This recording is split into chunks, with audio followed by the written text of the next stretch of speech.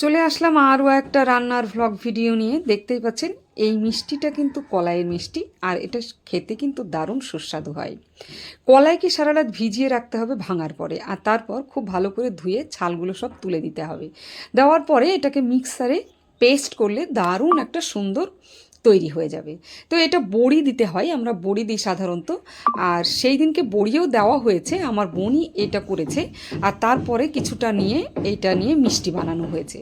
তো এটা সুন্দর করে পেস্ট করার পরে হাত দিয়ে খুব ভালো করে এটা মেখে নিতে হয়। মানে বারবার হাত ঘুরিয়ে ঘুরিয়ে এতটাই মেখে নিতে হবে যে এটা খুব সুন্দর একটা ফেনা টাইপের হয়ে যাবে, যেটা বড়া বানালেই ফুলে উঠবে আর খুব সুন্দর হবে বড়াগুলো, নরম তুলোর মতো একদম। আর এদিকে কিন্তু সেরা বানানো হয়েছে, সেরাটা বানিয়ে নিয়েছে আমার বোনই, সবটা করছে। আর বাস আমি ভিডিওটা করেছি। তো এখানে কড়া বসিয়ে দিয়েছে আর এর মধ্যে তেল দিয়েছে, তেলটা এখন গরম হতে দিয়েছে। আর এদিকে কিন্তু মাখা হয়ে গেছে। এবারে ছোট্ট ছোট্ট করে সুন্দর করে বড়া বানানো হবে। তো মাখাটা হয়ে গেছে সুন্দর, দেখতেই পাচ্ছেন এইরকমভাবেই মাখতে হবে যাতে একদম সুন্দর মোলায়েম হয়ে যায় আর ফেনা ফেনা টাইপের একটু হয়। আর তারপরে হাতে নিয়ে হাতে একটু হালকা জল দিয়ে তারপরে তুলে তুলে পুরো এখানে ছাড়তে হবে আস্তে আস্তে। আর এটা আস্তে আস্তে কিন্তু ভাজতে থাকতে হবে, যখন ভাজা হবে তখন কিন্তু খুব সুন্দরভাবে ফুলে উঠবে। আমরা কলাইয়ের জিলিপি বানাই দেখেছি, কলাইয়ের জিলিপি খেতে তো ভীষণ ভালো লাগে, খুব মুচমুচে হয়। তবে এই মিষ্টিটা আমি এর অনেক দিন আগেই বানিয়েছিলাম বাড়িতে, মানে আমার বোনই এগুলো অ্যারেঞ্জ করে দিয়েছিল, আমি বানিয়েছিলাম। আর তাছাড়া আমার বোন মাঝে মাঝে এই মিষ্টিটা বানায়, ও শ্বশুরবাড়িতে বানাতো, আর এখন আমার বাড়িতে আজকে বানানো হলো। আর এটা ভালো লাগছিল খেতে। তো এটা ভাজার পরে এটা ভেঙে নিয়ে দেখা হলো কতটা নরম তুততুলে হয়েছে। তো খুব সুন্দর হয়েছে। আর ভাজার পর পর সঙ্গে সঙ্গে কিন্তু রসের মধ্যে ডোবানো হচ্ছে।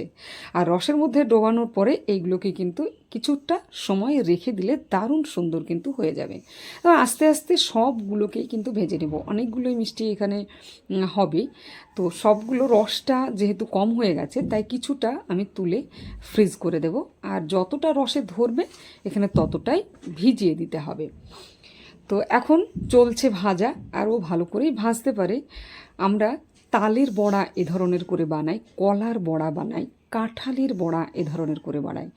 তো আজকে বানালাম এই বড়াটা কলাইয়ের। তো দেখতেই পাচ্ছেন আমার ভেজানো হয়েছিল, ভেজানো থেকে তুলে নিয়েছি। তুলে নেওয়ার পরে এটাকে ভেঙে ভেঙে দেখছি যে কেমন সুন্দর হয়েছে। তো দারুণ সুন্দর হয়েছে, আর ভেতরটা এত সুন্দর হয়েছে, মানে ভাঙার পরে বুঝলাম যে এটা ভেতরটা খুব সুন্দর হয়েছে, মিষ্টিটার পারফেক্ট হয়েছে। আর নরম, খুব নরম হয়েছে মিষ্টিগুলো। তো এটাতে কিন্তু একটু মিষ্টি বেশি দিতে হবে, না হলে মিষ্টিটা ধরবে না। তাই জন্য একটু বেশি মিষ্টি দিতে হবে, সেরাটা একটু গাঢ় করে করতে হবে। আর প্রত্যেকটা মিষ্টি নরম তুলোর মতো হয়েছে, ভাঙলেই সঙ্গে সঙ্গে ভেঙে যাচ্ছে আর মুখে দিলেই মিলিয়ে যাচ্ছে। আপনারা চাইলে খুব সহজেই এইটা বানাতে পারেন।